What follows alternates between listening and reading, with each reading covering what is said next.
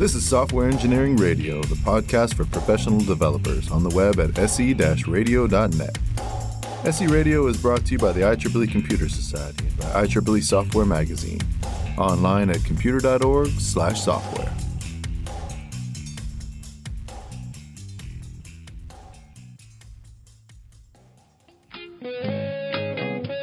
SE Radio listeners, we want to hear from you.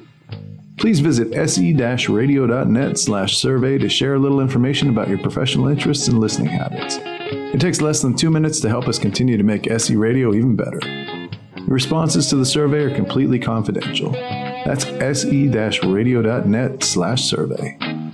Thanks for your support of the show. We look forward to hearing from you soon. For Software Engineering Radio, this is Robert Blumen. My guest today is Liram Haimovitch. Liran is the CTO and co-founder of Rookout, a production debugging company. He's active in the field of computer security and an advocate of Agile, Lean, and DevOps. He is a frequent blogger and speaker. Liran, welcome to Software Engineering Radio. Hey, Robert. It's great being here. Liran and I are going to be talking about customer issues escalated to engineering.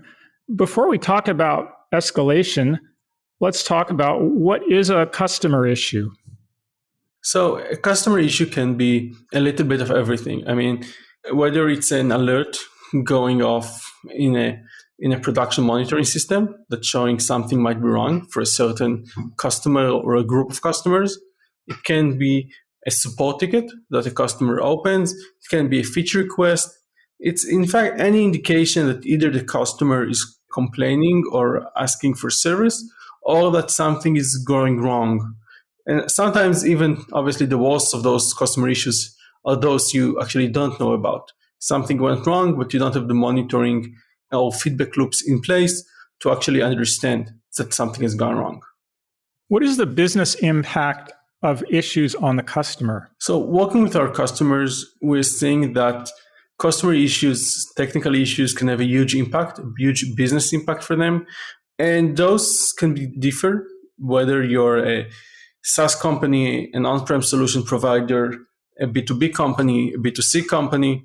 But regardless of what sector you're on, we're seeing that customer issues have a huge impact on the company's business.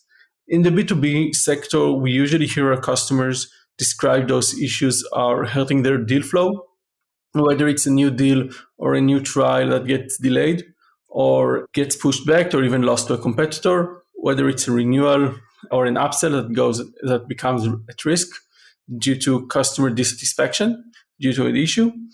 For B2C companies, you often finding those impacting the funnel, impacting conversion rates throughout various flows of the funnel, impacting customer satisfactions, NPS scores, referral rates, and so on and so forth. And we've seen that almost no matter what your business metrics are, customer issues and poor quality can impact them negatively. It must be very important then for customers in any business to be able to rely on the products and services they use. Do organizations typically offer any kind of a guarantee about how quickly issues will be addressed? So we're seeing that some customers try to give those guarantees. I would say for the most part, those guarantees are very defensive and lawyer-like. So you wouldn't, those are what you tend to commit to are the very minimum, the stuff you wouldn't be able to defend against in court, rather than the service you actually want to provide to your customers. Usually we aim to provide, every company I know, aim to provide the best service possible to their customers, resolving issues as fast as possible, and ensuring a smooth and painless experience. While those guarantees, those contractual guarantees, tend to be more about when something is broken, if you call us, we'll pick up the phone, but not necessarily once we pick up the phone, how fast are we going to help you in any meaningful way. You mentioned one way that you learn about customer issues, your own internal monitoring system tell you something is down or not working as expected. If you learn about the issue from the customer, how does the customer communicate that to the organization? So we're seeing customers communicate issues to organizations in many different ways. Obvious ones are by contacting support, whether it's through in-app channels, in-app chats, email addresses, or phone calls. Those are the obvious ones. But we're also seeing customers communicate issues indirectly through product reviews and application reviews in the stores, through recommendations or disrecommendations on social networks, blog sites. And we're even seeing that in their actions. Sometimes you can detect customer issues as your metrics are suffering, and sometimes those metrics suffering, those metrics going down, mean that there is an issue. There is a bug that's hurting, preventing customers to convert as you prefer, essentially causing an issue. A customer issue, then, it's an issue which is affecting the customer, but you're not necessarily learning about it because the customer tells you. There's a lot of ways you might learn about it. Is that right? I would say that generally speaking, the best way is to learn about the issue before the customer even knows there is an issue, or at least before it tells you. And the second worst way to learn about an issue is to have the customer tell you. The worst way to learn about the issue after the customer has told other people about it, hurting your reputation. What you don't want then is somebody goes on social media and says, I use this product, it's no good, it's down all the time, they suck. Yeah, that's the worst possible way. I mean, that's why you want to catch those issues as fast as possible and resolve them as quickly as possible, potentially even proactively reaching out to your customers where appropriate, letting them know that you've found and fixed the issues they've encountered.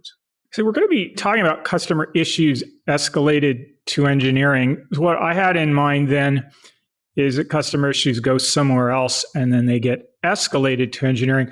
What I've seen in most organizations is alerts and monitoring go directly to engineering.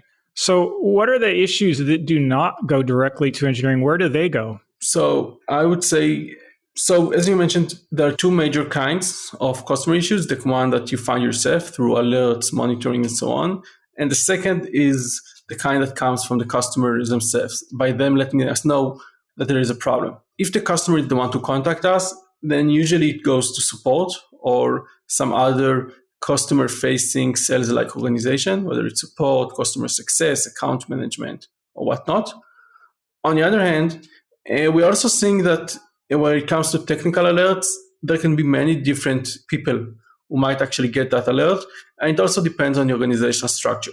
You have IT and ops, you sometimes have a DevOps organization, sometimes support is partially responsible for operating production, and there are many other stakeholders within the organization that might be involved in the process of identifying the issue, prioritizing it, and determining what to do with it.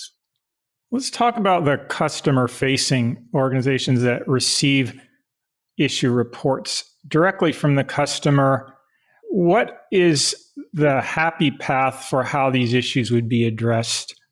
So the happy path, which not many organizations are successful at, is that whatever customer service representative is speaking with you is going to be immediately able to identify your problem, fix it, and send you happily on your way. Unfortunately, that's rarely the case. And quite often those customer service representatives need additional support, additional knowledge, additional tools, and then they gradually escalate some of those issues to more qualified personnel have a deeper understanding of the system. And quite often it goes all the way to engineering. And the thing is, those things that get escalated to engineering tend to have two things in common. One is that they tend to be very difficult to solve because otherwise somebody else should have been able to solve it earlier. And second, that they're important enough from a business perspective. Because if it's a small problem, even if we didn't manage to solve it, chances are it's going to get deprioritized. And only if it's something that's going to have a real business impact will it go escalate, get prioritized by the product team management and so on, and make its way all the way to the other side of the organization for engineering to take a look at it and potentially fix it. Is it often difficult to reproduce issues that customers are reporting? I would say from everything we've heard, reproducing issues is the biggest hurdle. Reproducing customer issues is the number one biggest problem engineers are facing when they're trying to tackle and resolve those problems. Even worse, it's not just about being able to reproduce the issue. It's about being able to reproduce the issue reliably in an environment you can control, you can observe, you can understand. And unfortunately, quite often the production environment doesn't have those characteristics. You've talked about the issues that cannot be addressed immediately by the customer-facing organization are escalated. Who makes the call? Is this something, does the customer say, I don't think I'm getting anywhere with support, I want engineering? Or does customer-facing say, this is out of our scope, we need to get engineering involved? So what we usually see is that a customer-facing representative say, we can't solve this issue ourselves, and they try to push it onwards, escalate it to somebody who can help them. And unfortunately, that's where prioritization kicks in, because it's not just about what can't be resolved. Usually there are dozens, sometimes hundreds of issues, feature requests, and ideas organizations have to address on a daily basis. And yet they can't resolve all of them. So once a set of issues that haven't been resolved properly by the first tier of support, by the first tier of interaction with the customer is identified, then they are prioritized by their impact on the customer, by the importance of the customer, and the overall business need of resolving them. I have heard some terminology in some organizations where they have multiple tiers of support. Are those all tiered within the customer-facing organization, or is that more like a priority or severity level that's assigned to the incident and engineering may be involved in some of the tiers? So what you usually see with customer issues, you see there are kind of two axes. One is tiers, the other is priorities. Now, axis is just one axis is a priority, how important the issue is. It usually starts out with P0. P0 means something horrible has happened, and the customer is unable to use the system, or even worse, the customer might be being limited in his own ability to operate due to a failure on our end, while P1 is a significant outage, and P2 or 3 are generally minor outages or just feature requests. So that's kind of the priority side of the things. And those, keep in mind, those priorities are per customer. So something might be P0 for the least important customer of the company, where something else might be P2, but it's going to be for the most important customer in the company. So they might be treated differently. And it's not just about the customer priority, it's also about the business priority. So I may have conflated a couple different things there, the tiering of issues with the severity and the priority. Yeah. And now tiers are essentially the expertise level, the experience of whoever is dealing with the system. Smaller organizations are going to have 1 or 2 tiers, while large organizations may have as many as 4 or 5, with the usually tier 1 and tier 2 residing within this customer-facing organization, customer support, customer success, whatever, while tier 3, tier 4 might live within operations or engineering. Now, tier 4, sometimes tier 5, refers to engineering itself. The higher tiers are engineers who have a deep experience in the product, who are potentially able to solve any issue with the product, or at least identify the cause. Exactly. All engineering teams have some process for getting work into their system, whether they have scrums or planning or project planning. What is the process where customer-facing identifies work that they want engineering to do, and how does that get into the engineering workload?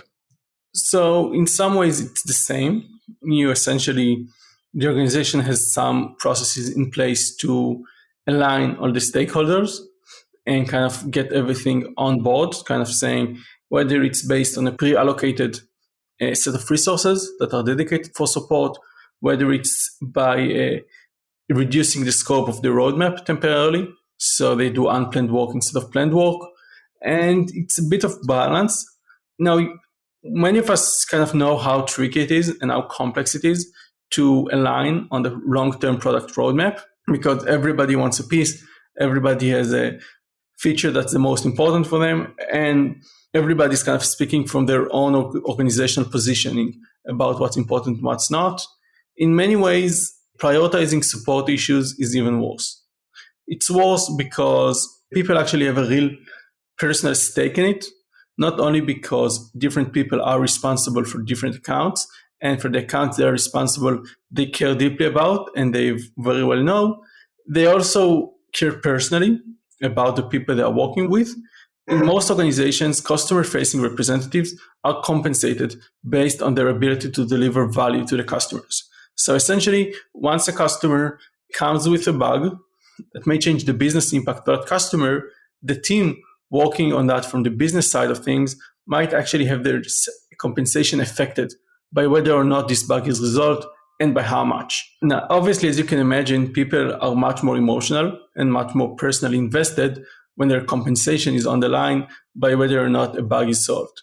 Now, in addition to the personal compensation, the other thing that's different from traditional roadmap prioritization is the time span. When working on a roadmap, you have a fairly long schedule. Whether you're working in weeks or months or sometimes even years, it's something that's a bit longer term and easier to take time to make your decisions, take time to deliver, and so on and so forth. When it comes to support, usually everything is for tomorrow, if not yesterday. Everything is overdue. And by definition, the customer is already unhappy because something has gone wrong. And so this urgency drives the process much faster, drives at a much higher volume of discussion, and drives, in general, tensions are much, much higher when it comes to support. Every organization has competing uses for its scarce resources. Somewhere at some level of management has to decide we're either going to build new products or support the ones we have or make the ones we have better, help the customers. How is an organization deciding how to prioritize customer issues in the mix? So I guess the answer, it depends. It depends on where the power centers within the organization lies. Is the organization engineering driven? Is it product driven? Is it marketing driven? Is it sales driven? Is it somewhere else? Whoever is driving has the most capital in the organization is going to have a biggest impact on that. Usually you see that in sales-driven organizations, for instance, customer issues are the most important things because they have a direct impact, short-term impact on the bottom line, while organizations focusing more on engineering culture might not care as much about individual customers and individual customer issues. And so it depends a lot. And also, obviously, decision-making processes change from organization to organization. Is it data-driven? Is it driven by personality-driven by whoever is pushing it forward? Is it driven by other elements? It can differ very greatly. You mentioned a few minutes ago the idea of unplanned work. Do most customer issues fall into the category of unplanned work? Definitely. As I'm sure you know, we generally divide engineering tasks into planned and unplanned work. And planned work is everything you mentioned on the roadmap side, new features, upgrades to the system, and so on and so forth. And unplanned work is everything we can't exactly predict ahead, but know that's going to happen. I would say customer issues are definitely the biggest and most painful type of unplanned work for most of organizations we've seen. It has the most business impact on the short term. It's the ones the most guaranteed to happen. And so it's a huge driver. And unfortunately, it's even harder to predict. And not only what's the issue going to be, but which teams are going to be involved in it. What is the impact of unplanned work on the planned work, things like your roadmap? So obviously, that's going to be a huge impact. Being able to pre-allocate unplanned work versus planned work has a big impact, has a huge impact on the ability to plan what you're going to do, how your roadmap is going to look like. And unfortunately, it can be tricky. The more you're able to predict unplanned work, the more you're able to categorize it ahead of time and allocate specific resources to it, the better it is. And one of, I think, the most important thing is how well can you handle that unplanned work when it comes in. Is it throwing all your plans away? Are you trying to relearn the system, relearn the tools, re-educate the team? Or do you have a procedure in place? Do you have the tools in place to tackle those issues as they come? Because you've already seen dozens of them and you kind of know what's going to be coming up next down the road. What would that look like? What kind of procedure would you put in place?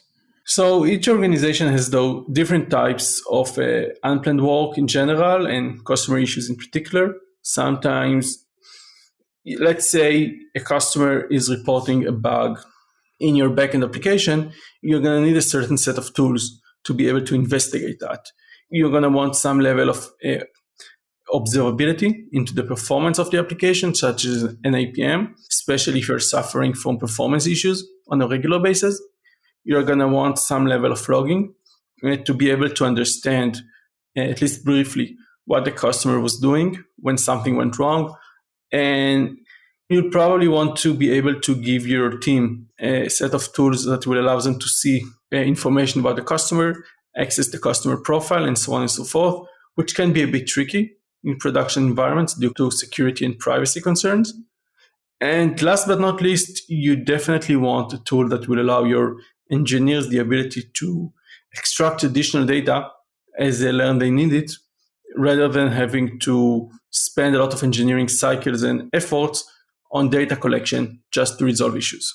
You're talking about extracting additional data. Are you talking about telemetry that you could, say, increase log levels of logs that you've already instrumented your code, or in other ways, crank up the level of telemetry to collect more data about what's happening or more finely targeted?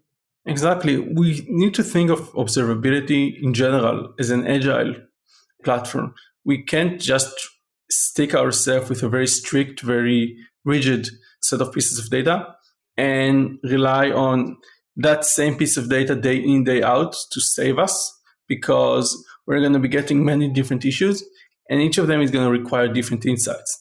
Now, stuff such as increasing log verbosity for specific modules or users, stuff such as being able to insert new log lines on the fly, and all of that, those are critical elements that are going to allow your engineering teams to collect data faster, to adapt the data they're collecting to the issue they're handling at hand, rather than trying to collect everything all the time, which is not going to work, and it's probably going to cost you a fortune as well in observability tools.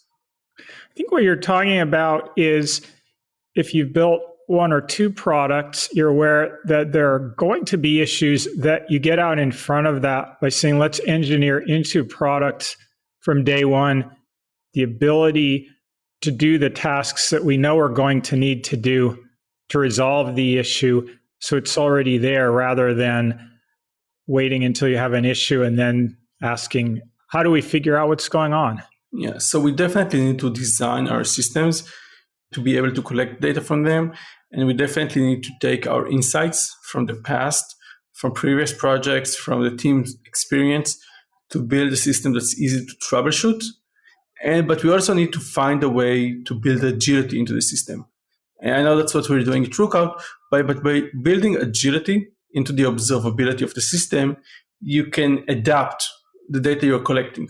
Whether you need new metrics, new logs, whether you just need to know what's a variable value somewhere, being able to use agile telemetry makes a huge impact in your ability to get the data you need when you need it, rather than trying to walk around the data you happen to have and trying to figure out how to make the conclusions you need from random data that was decided upon in the past.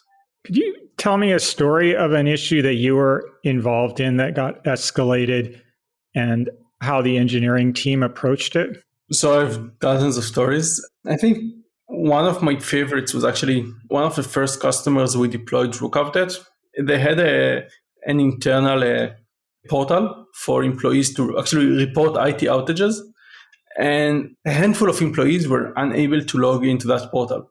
Everybody else were successful in logging into that portal, but that specific handful of people couldn't have been logged in. And they've actually been chasing that bug for over 6 months. trying to figure out what's wrong. Essentially, whenever those people came into the application, they were asked to log in via their Google account. They logged in, and then essentially after the screen kept refreshing and it got stuck. And then they got an error message. Now, using Lookout, the team kind of followed down that rabbit hole, trying to see what's going on. And it turned out that when they were using the Google API for logging in, they've actually passed a flag saying provide us with the full profile within the JWT and the JSON Web Token that was used for authentication. Then when they got the JWT back, they did a set of sanity tests on it. And one of those sanity tests was actually testing for the size of the string. And if the string was too long, I think about over 8,000 characters, then they would trim it down to 8,000 characters. And unfortunately, as it was assigned a JWT, for those people, for those handful of people, their profiles were larger. The JWT, which the profile got packed into JWT, it was larger. And then this token got trimmed, essentially pushing the system into a relogin loop that ended up with an infinite redirect loop terminated by the browser. Now, the irony is, within that if string longer than 8,000 characters, they actually had a comment. Add the logline here. This should never happen. Add the logline here. And that logline was never added. And I think that's a perfect example that we can't always rely on the observability decisions that were made when the code was written. Obviously, there is going to be plethora of knowledge, a huge amount of knowledge in that, whether it's information level logging, debug level logging, metrics, and so on and so forth. And we want to be able to access all of that, but we also need the ability to adapt observability on the fly to collect new data as new facts come to light. Sometimes we are debugging code that's, most of the code we're debugging wasn't written last week. Maybe it was written a year ago or a decade ago. And we need the ability to easily re-instrument it and collect new data as we're dealing with new challenges. Today's sponsor is Spot by NetApp, the cloud automation platform that makes it easy to deliver continuously optimized infrastructure at the lowest possible cost. Get the most out of your cloud investments by automating cloud infrastructure to ensure performance, reduce complexity, and optimize costs. Their machine learning and automation scale to exactly meet application needs using the most efficient mix of instances and pricing models, eliminating the risks of over-provisioning and cloud waste. Leverage Spot with all leading cloud platforms, services, and tools. Check them out at spot.io/SE Radio, where you can find more information, request a demo, or even start a free trial. You mentioned people chasing that issue around for 6 months. Is that a unusual amount of time to resolve an issue? So I would say it's not your average bug. Most bugs do get resolved within a few days, maybe 2 or 3 weeks, once they actually get worked on. But almost every team I've met with, including I have my own personal set of horror stories, everybody I know has a set of bugs they've chased for 6 months or more. Some people I've met have bugs they've chased for over a year and still haven't solved.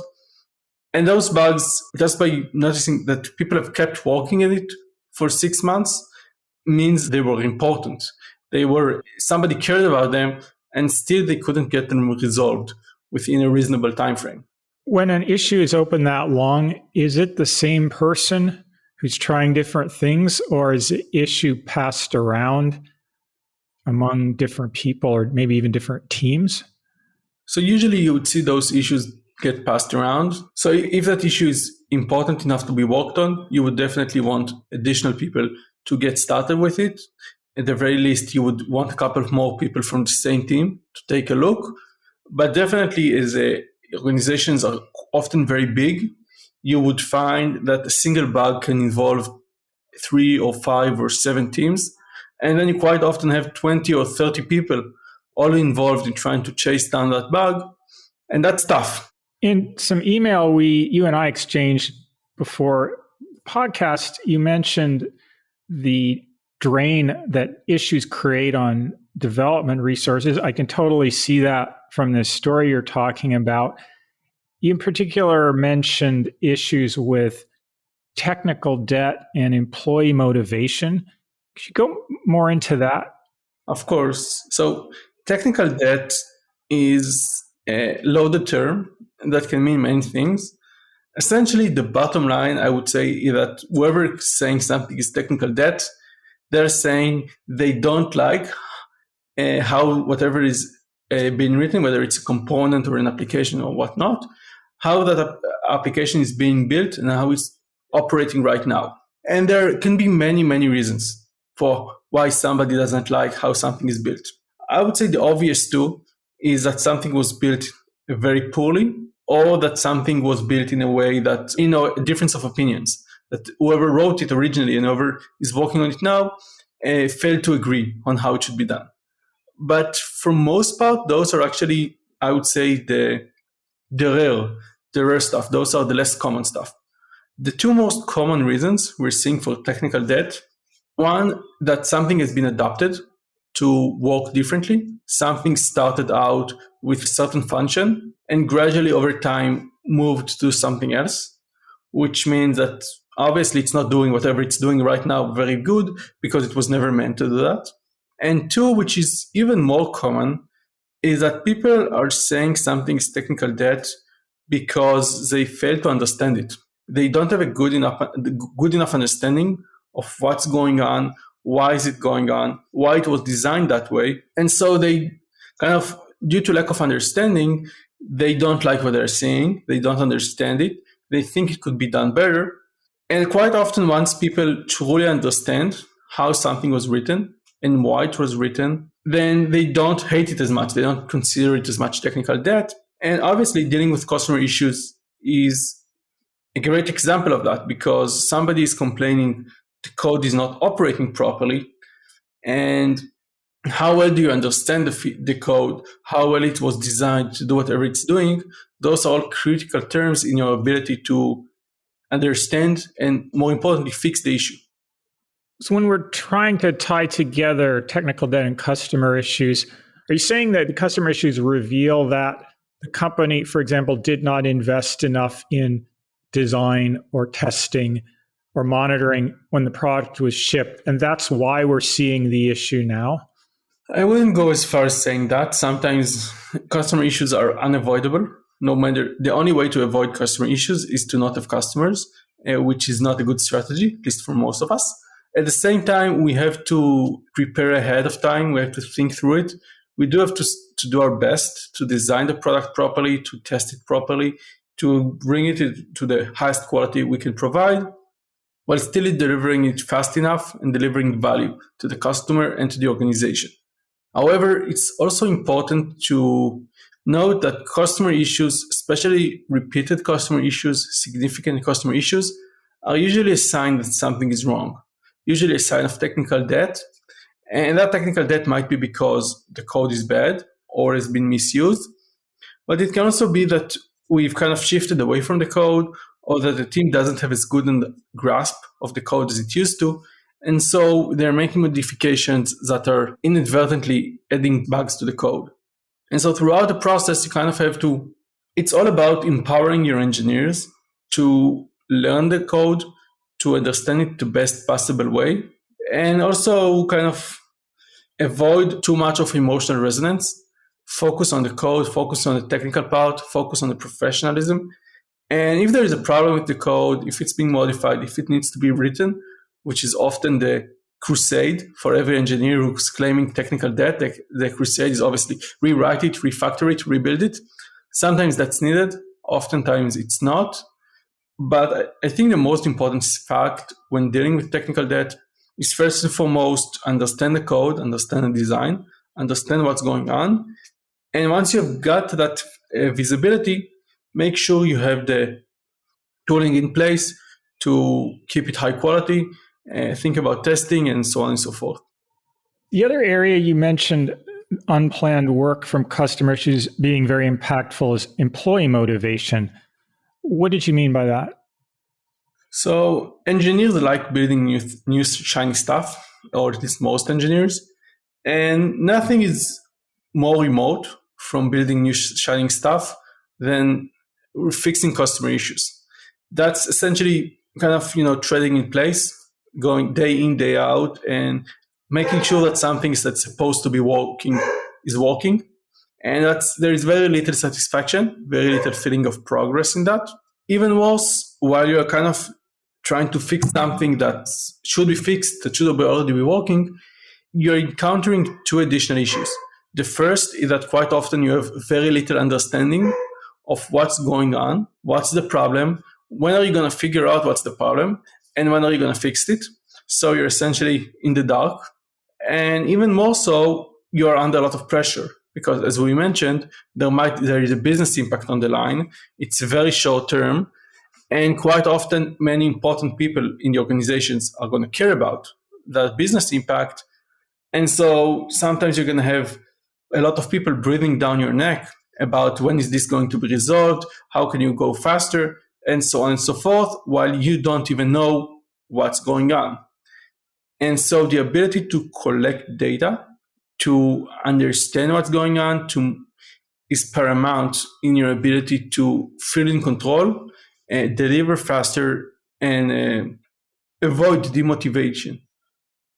Yeah, I could see if you feel like you're doing the same thing over and over again and work you thought you shipped keeps coming back to you, it could be very demotivating. But on the other hand, I had a conversation with an engineer recently who's in ops or support. He said he realized at an early point in his career he wasn't very good at building things, but if something broke, he was very good at fixing it quickly. Do you think there's a type of person where they get joy and satisfaction out of chasing down problems and solving them? There is definitely joy in chasing down problems and solving them. I think, however, that joy is more fun, it's more glamorous, it's more enjoyable when you're dealing with new stuff, that you're fixing a problem that wasn't there before. You're building something new, you found a problem, you're fixing it, now something is new, is working, and it's not as enjoyable when you're dealing with something that should already have been working. So essentially, delivering something new is going, from the bottom to up, while fixing something that should already be working is kind of top to bottom and back to the top, which is not nearly as much fun. So we talked a lot about what kind of problems go to support, how they're solved, the need to be proactive in how you build the product so that you have the tools to do telemetry. When you have a problem, you can be productive in getting data to chase it down. Are there overall some best practices for an organization? You also mentioned you're going to have customer issues. So we don't live in a world where you can say we'll ship it, it'll be perfect. We won't have any issues, so we don't need to plan for that. What are the best practices for an organization to effectively be able to handle these issues? So there are a few key concepts here. The first is to acknowledge that you're going to have those customer issues. It's paramount that you know that you're going to have them. And you need to set expectations. You need to set expectations with the product team that you're going to need to allocate some resources for unplanned work. You need to set expectations with the business team and sometimes with the customer himself that there are going to be issues, but you're going to be there and you're going to fix those issues as fast as you can. And you need to set expectations with the engineering team to make sure that they know that once they've delivered the new feature, they have to be there to support it. They have to be there to solve the customer issues around it. Number two, you need to define a clear process. We've talked about a bit early on how those issues are going to be coming in. Are they going to be coming in from alerts? Are they going to be coming in from bug reports? Who is going to be picking them up? Who is going to be decide what's important and what's not? And that process, you probably want some draft early on, and you want to gradually work on it and improve on it as you're seeing things through. And you definitely want to empower your engineers. Number three, you want to empower your team. You definitely want to make sure your engineers have the tool in place to investigate those issues. So first, you want some observability tools. Second, you probably want some back office tools that are going to provide your engineers some insight into the profiles of the customers and the configuration of the system and so on. And third, you want to empower your teams to agilely collect data. Whether you're using CI/CD, whether you're using Lookout, you need to make sure that your engineers are going to have the tools to push new data collection And you want those tools to be effective, you want them to be secure, efficient, and you don't want your engineers stuck on missing data, because that's the number one problem. Most of the time, your engineers are going to be solved trying to find a bug rather than directly fix it. And the one thing they need to find bugs is information. Last but not least, you want to improve throughout the process. We've talked about various parts of the process. How do you get the bugs? How do you prioritize them? Who is involved? How do you fix them? How do you collect data, observability, and so on and so forth? You want to learn from the process. You want to learn about what kind of bugs are coming in. How can you fix them faster? Which bugs took you, 2 months, 6 months? How can you make sure they're not going to take you that long next time? And keep in mind that you can often use those customer issues as feedback for the product team, for the engineering team, on how to build a better product and how to empower your support team to resolve more issues themselves next time.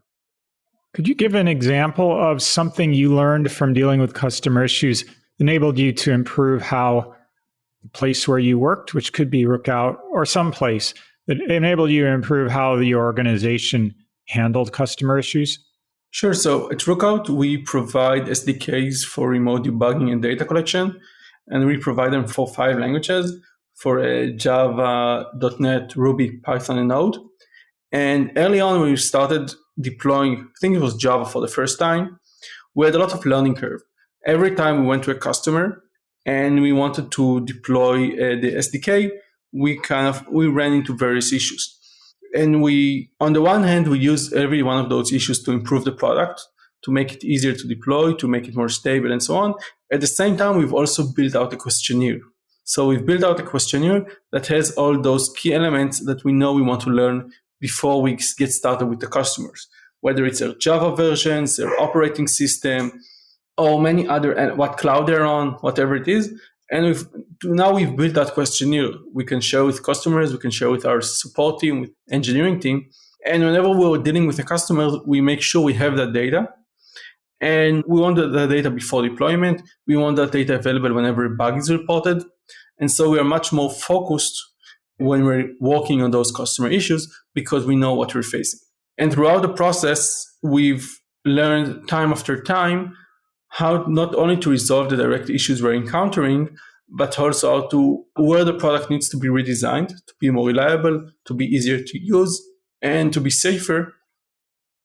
And you can see the impact, a huge impact on how quickly and safely the product can be installed today versus it was a few years ago.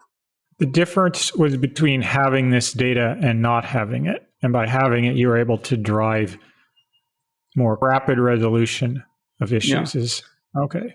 And sometimes detect them before the customer because we know what to look for and what to test and so on and so forth.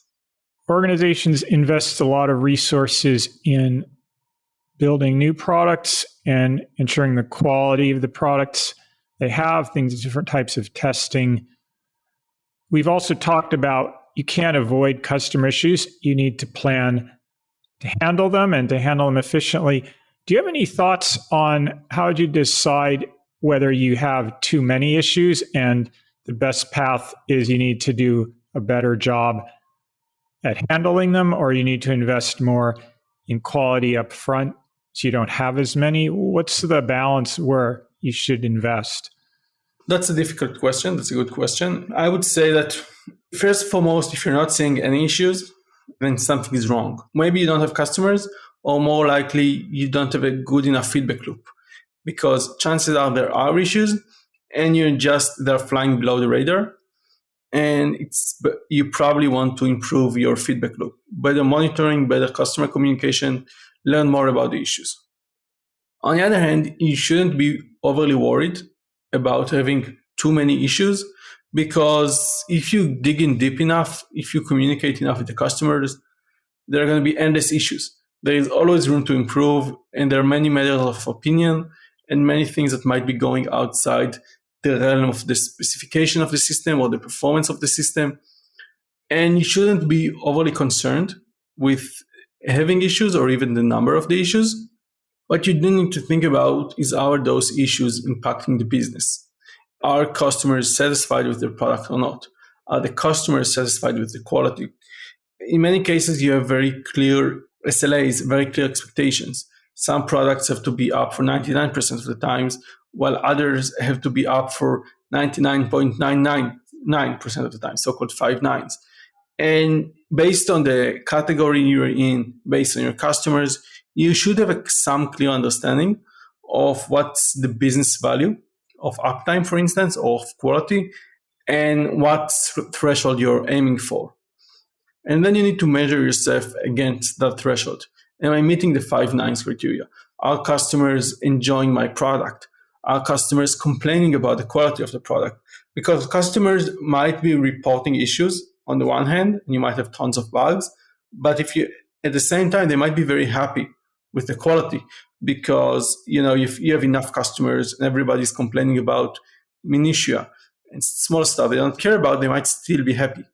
Liran, do you have any final thoughts on the topic that we haven't covered? No, that's pretty much it. Okay. Where would people find Rookout if they want to know something about it? So feel free to reach out to us at rookout.com. And you can also find me on Twitter, Liran_last. We'll put that in the show notes. Liran, thank you very much for speaking to Software Engineering Radio. Thanks, Robert, for having me. Thanks, everybody, for listening in. This has been Robert Blumen for Software Engineering Radio. And thank you for listening. Thanks for listening to SE Radio, an educational program brought to you by IEEE Software Magazine. For more about the podcast, including other episodes, visit our website at se-radio.net. To provide feedback, you can comment on each episode on the website or reach us on LinkedIn, Facebook, Twitter, or through our Slack channel at seradio.slack.com. You can also email us at team@se-radio.net. This and all other episodes of SE Radio is licensed under Creative Commons License 2.5. Thanks for listening.